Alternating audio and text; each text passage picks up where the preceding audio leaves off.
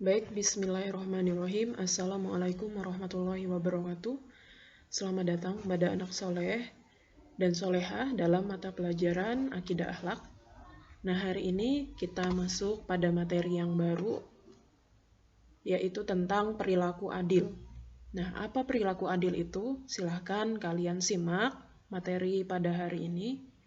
Silahkan siapkan catatan bila ada hal-hal yang penting yang bisa kalian catat di buku catatan kalian.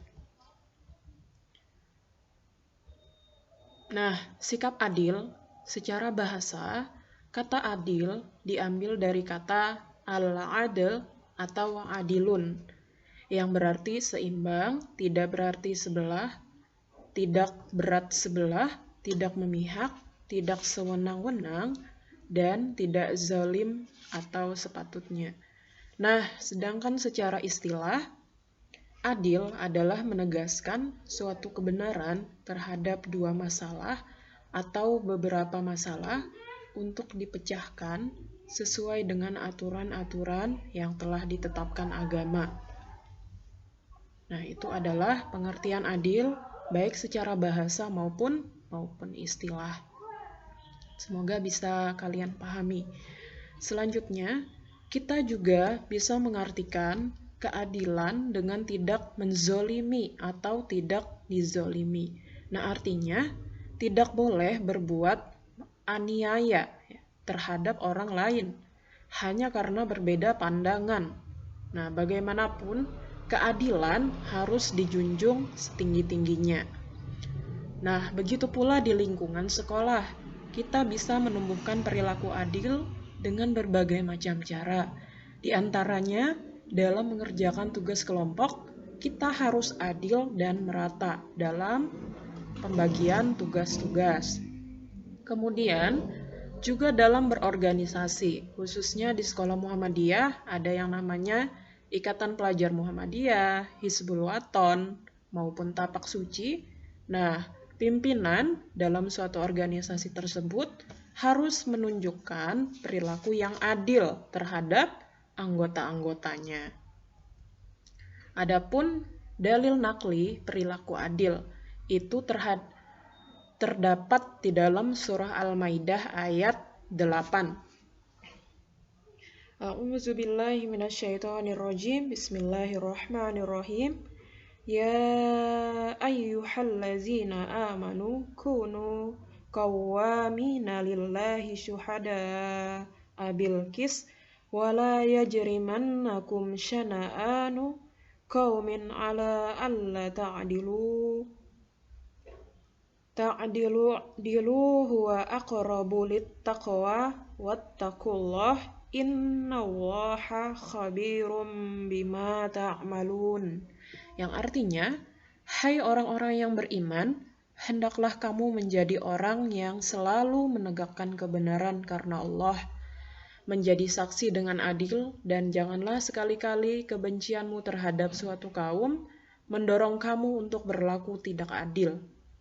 Berlaku adillah, karena adil itu lebih dekat kepada takwa, dan bertakwalah kepada Allah, sesungguhnya Allah Maha mengetahui apa yang kamu kerjakan. Nah, ini dalilnya di dalam surah Al-Maidah ayat 8. Nah, adapun kandungan ayat di atas tadi, bahwa orang yang beriman hendaknya selalu menegakkan kebenaran dan keadilan karena Allah Subhanahu wa Ta'ala. Juga memberikan kesaksian, hendaklah selalu berlaku adil. Meskipun kita membenci suatu kaum, ya, maka kita harus tetap berlaku adil terhadap mereka. Nah, orang-orang yang senantiasa berlaku adil, Allah Subhanahu wa Ta'ala akan mendekatkan mereka kepada derajat orang-orang yang bertakwa. Nah, yang terakhir, Allah Subhanahu wa Ta'ala juga memerintahkan kepada kita agar senantiasa bertakwa dalam segala amal perbuatan kita. Karena Allah Subhanahu wa Ta'ala Maha mengetahui apa yang kita kerjakan. Nah, adapun dalil akli daripada sikap adil, bahwa penguasa yang adil dalam membuat kebijakan akan disukai oleh masyarakat. Sebaliknya, penguasa yang zolim pasti akan dibenci. Nah, pedagang yang tidak adil dalam menjual barang dagangannya pasti tidak akan dibeli karena berbuat curang ya, berbuat yang tidak adil. Guru yang tidak adil dalam berinteraksi dengan siswanya atau membeda-bedakan siswa pasti tidak akan dihormati oleh siswa-siswanya. Nah, dampak dari perilaku tidak adil pasti berujung hal-hal yang tidak baik, hal-hal yang mengecewakan, hal-hal yang menyakitkan ya, menyakitkan bagi diri kita sendiri maupun orang lain. Nah, sebagai sekolah Muhammadiyah, maka ada yang namanya Ikatan Pelajar Muhammadiyah.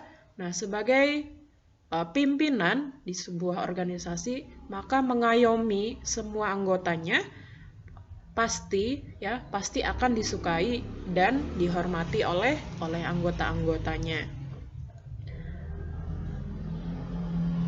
Contoh perilaku adil dalam kehidupan sehari-hari ya. Banyak sekali contoh-contohnya. Di sini beberapa yang Ibu tampilkan yaitu menyayangi teman ya, tanpa membeda-bedakan satu sama lainnya. Kemudian seorang guru memberikan tugas yang sama kepada semua siswa, kecuali siswa yang memiliki kebutuhan khusus.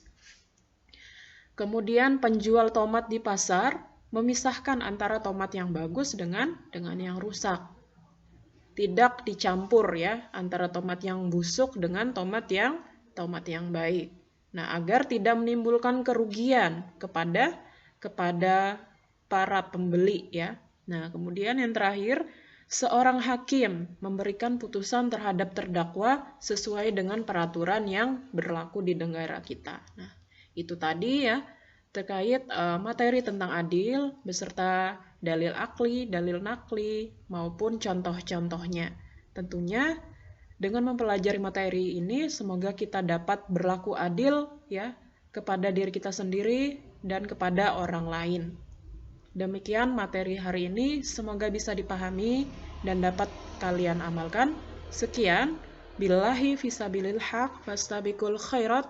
Assalamualaikum warahmatullahi wabarakatuh.